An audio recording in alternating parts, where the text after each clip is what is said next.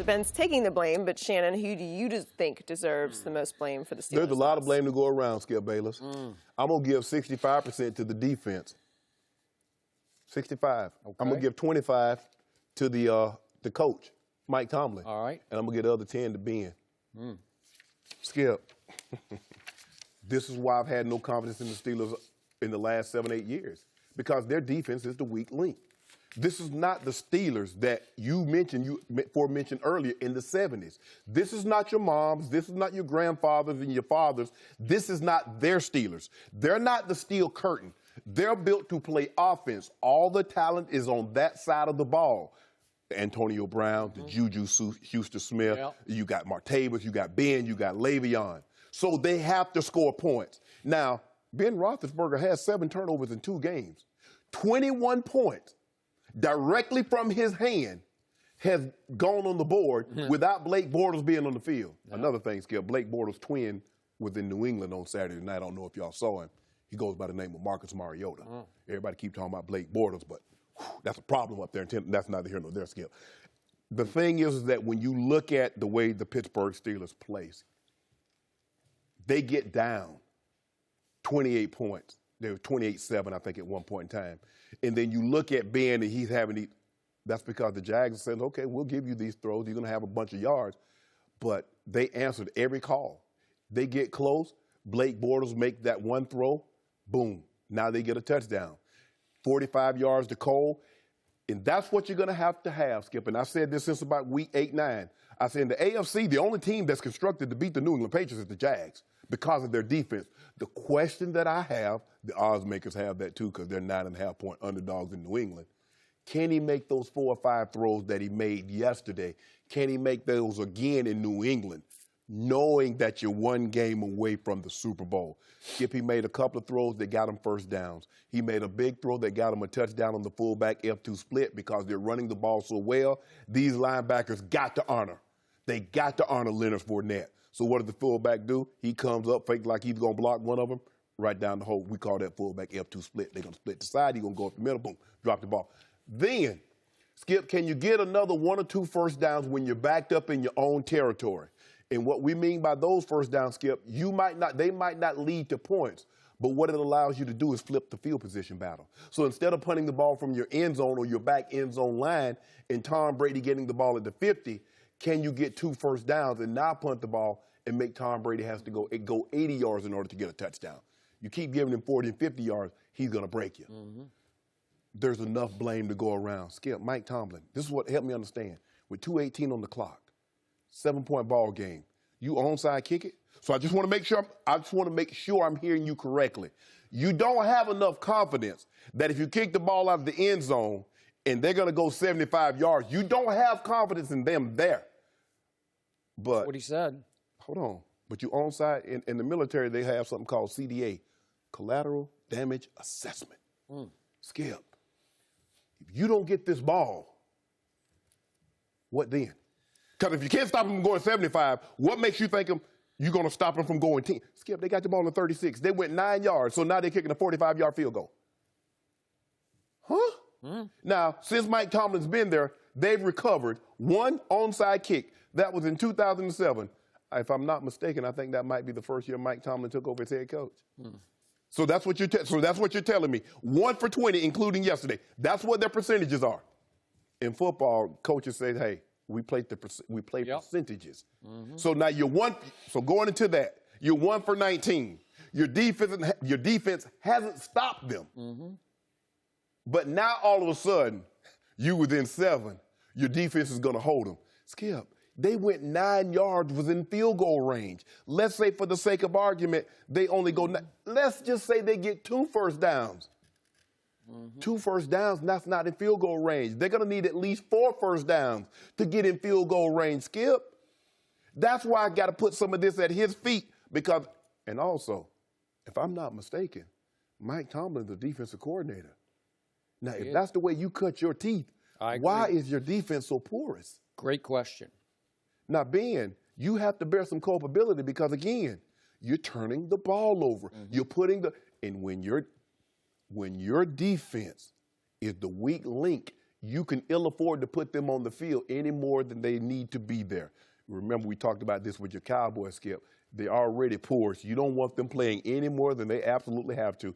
I would like for my defense to come on the field after we score a touchdown, not before. I don't want them to be on the field, Skip, because we turned the ball over and we're going to have to defend a short field because we know that's not what they represent. And for all these guys to be doing all this, I never understood it, Skip, because when you look at the Jags and you look at the way they're built defensively, they built for the long haul. They built for real. And all these guys, it's reported that Mike Mitchell standing outside the locker room, y'all gonna know my name. Dude, do you know what you represent? You're not the Legion of Boom. You're not Earl Thomas. You're not on one of these top 5 defenses. And you're doing all this talking. Man, boy, they lit them up. You see Malik Jackson, say Jarrell Casey. This is who they are. Now, I'm telling you. Now, if Blake Bortles can do exactly what I don't need him to do anymore. I don't need 300 from him. If he can do exactly what he did yesterday, Skip Bayless, they will beat the Patriots on Sunday. You just said a mouthful. But before we address the Patriots, I'm going to address the Steelers. On Friday, I did pick the Jaguars to pull off the upset at Pittsburgh. And I told you that Blake Bortles would play well enough to beat Pittsburgh. But if you had told me on Friday that Pittsburgh would score 42 points and that Big Ben would throw for 469 and that they would total 545 yards, I would have laughed at my prediction and said, I lost that one badly. Like I might have lost that by 30, right? Because I thought it would be fairly low scoring in the cold in Pittsburgh. Right. And it was quite the opposite. So just a quick thought on Blake Bortles, because I spent all last week, I'm not a huge fan of his, but he deserves somebody to defend him, on this show at least, because he's not that bad. He's not a punchline. He's not Mariota. The word that got uttered on this show by somebody, not you, was trash. He's not trash. I got to tell you, you can't be trash and throw 21 touchdowns to 13 interceptions during the regular season. You can't be trash and have a QBR for the whole regular season of 56, which is 0 to 100, slightly above average, and better than Mariota's QBR and Kirk Cousins and Eli and Cam and Andy Dalton. I can go on and on. There were 6 or 8 down there who were pretty good quarterbacks, and he was a little better. Is he great? No, he's not great. Doesn't have to be. No, he doesn't have to be. But he threw for 214 yards, albeit against a troubled, flawed defense. But 214 was good enough.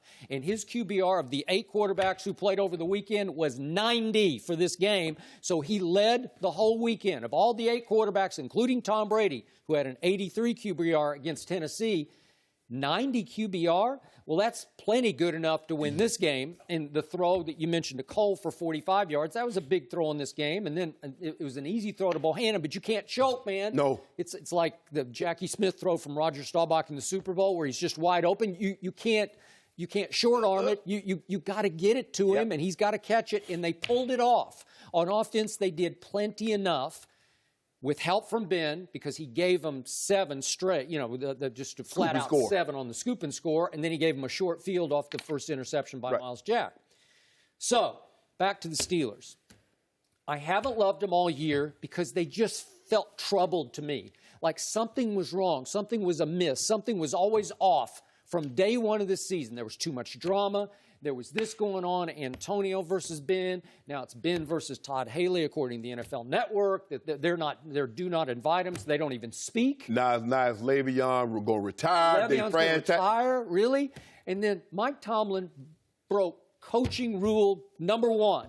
You don't talk about future opponents before the New England game back in December at home. You don't say to Tony Dungy on NBC, it's going to come down to us and the Patriots. It's just a matter of whether it's going to be at our house or at their house. You can't say that. What are these other teams supposed to? You know what? They need to play again because, this is what everybody's expecting. So let's just get out the way. Let's just call the game off. We forfeit. Yeah.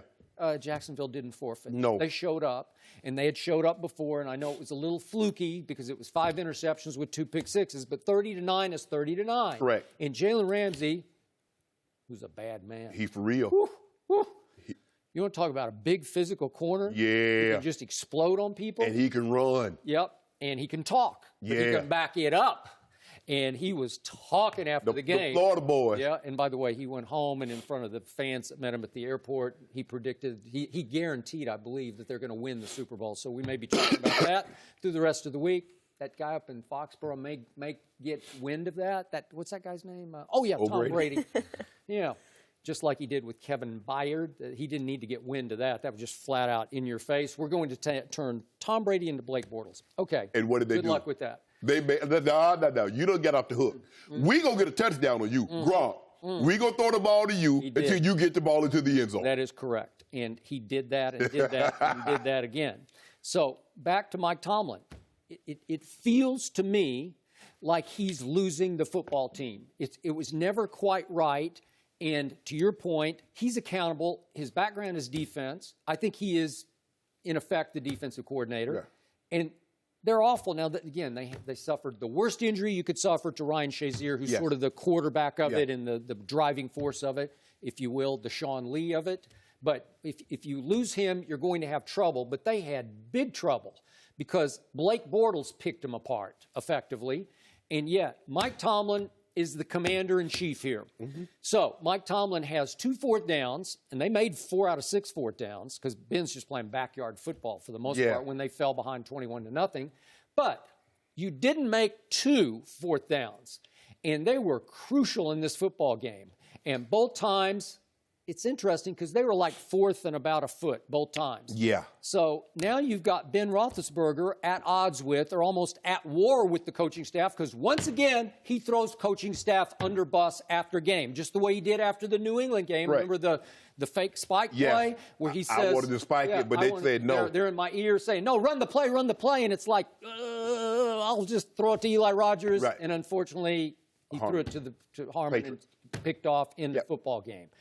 So he didn't hesitate to blame the coaches there. He's always doing it like, well, I don't know. They were telling me. You know, it's always like kind of naive. Like in this case, Ben saying, I don't know what's happened to the quarterback sneak, but in his career, what is he? 18 of 19. 18 of 19 on quarterback sneaks because he's only 6'5", 240? Right. He might be 250 by now. But here's the kicker, Skip. He hasn't run one since 2014. Why is that? And he brought that up in his postgame. He said, I don't know. It's not like I ran one last week. We just quit running them. He said, don't ask me. That's like over my pay grade. Thanks for watching. Subscribe here to get the latest from the show. And be sure to check out more of the best clips from Undisputed or go watch a few segments from our other shows on FS1.